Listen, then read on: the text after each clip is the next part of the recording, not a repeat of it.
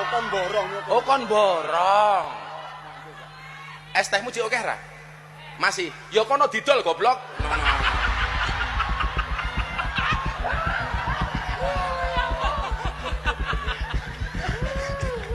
Dolen dhisik, engko lak rong payu wis takdir. Urusan khusus Presiden bidang kerukunan agama dan pembinaan sarana keagamaan Miftah Maulana Habibur Rahman atau Gus Miftah belakangan ini viral di media sosial setelah dianggap mengumpat seorang penjual es teh. Video ini pun menuai kecaman dari banyak pihak karena dianggap tidak lucu dan justru merendahkan. Lantas apa tanggapan pemerintah terkait sikap tak pantas utusan Presiden tersebut? Dalam video viral tersebut, Miftah tengah mengisi pengajian di Magelang, Jawa Tengah. Di sela-sela itu tampak seorang penjual es teh dan air mineral yang membawa dagangan. Ia berdiri di antara para jemaah dan Gus Miftah kemudian bertanya soal barang jualan yang terlihat masih banyak. Utusan khusus Presiden ini lalu mengucap kata kasar serta berbicara bahwa jika dagangan tak laku, berarti itu takdir. Pernyataan itu dianggap tidak simpatik, apalagi disampaikan oleh seorang mubalik yang juga pembantu Presiden. Artinya Miftah adalah pejabat publik. Usai viral dan menuai kecaman, belakangan Miftah menyampaikan permohonan maaf atas perkataannya tersebut. Ia juga mendatangi secara langsung penjual es teh bernama Sun Haji yang ada dalam video. Terkait hal ini, Kepala Kantor Komunikasi Kepresidenan Hasan Nasbi pada Rabu 4 Desember mengungkapkan Presiden Prabowo sudah memberi teguran kepada yang bersangkutan melalui Sekretaris Kabinet untuk segera meminta maaf. Usai menegur, Hasan mengaku sudah mendapat informasi bahwa Miftah sudah meminta maaf dengan mendatangi kediaman Sun Haji secara langsung di Desa Banyusari, Kecamatan Gerabak, Kabupaten Magelang.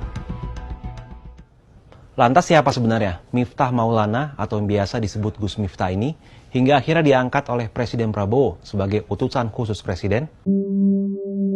Miftah Maulana Habibur Rahman dikenal sebagai pendiri Pondok Pesantren Ora Aji di Sleman, Yogyakarta. Ia adalah keturunan Kiai Muhammad Ageng Besari, pendiri pesantren Tegal Sari di Ponorogo. Selain berdakwah, Miftah juga aktif dalam berbagai kegiatan sosial. Belakangan ia juga aktif dalam dunia politik. Di Pilpres 2024 lalu, Miftah diketahui menyatakan dukungan kepada Prabowo Gibran, meski namanya tidak masuk dalam susunan tim kampanye nasional Prabowo Gibran. Saat masa kampanye Pilpres 2024, Miftah diketahui pernah terlibat kontroversi usai dirinya bagi-bagi uang dengan latar belakang seseorang yang membentangkan kaos bergambar capres nomor urut 2, Prabowo Subianto.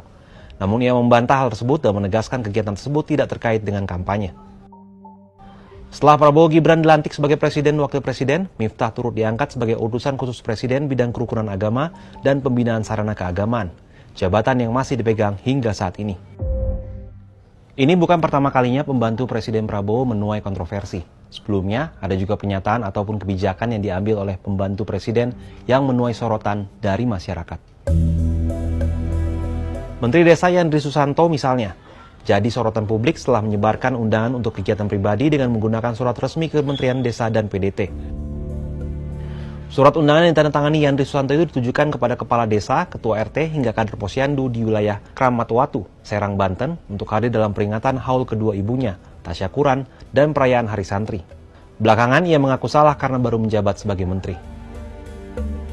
Pernyataan kontroversi juga pernah diungkap oleh Menteri Koordinator Bidang Hukum dan Hak Asasi Manusia Yusril Iza Mahendra. Usai dilantik oleh Prabowo pada Senin 21 Oktober, Yusril sempat mengatakan bahwa peristiwa kekerasan pada 1998 tidak termasuk kategori pelanggaran HAM berat. Menurut Yusril, ketika itu tidak semua kejahatan HAM bisa disebut sebagai pelanggaran HAM berat. Pernyataan tersebut menyulut kecaman. Tak berselang lama, ia mengklarifikasi pernyataan tentang tragedi 98. Yusril merasa pernyataannya keliru dipahami dan perlu penjelasan ulang. Sebagai pejabat publik, tentunya harus bisa menjaga sikap dan pernyataannya di hadapan publik. Apalagi salah satu tugas utama pejabat publik ialah melayani rakyat.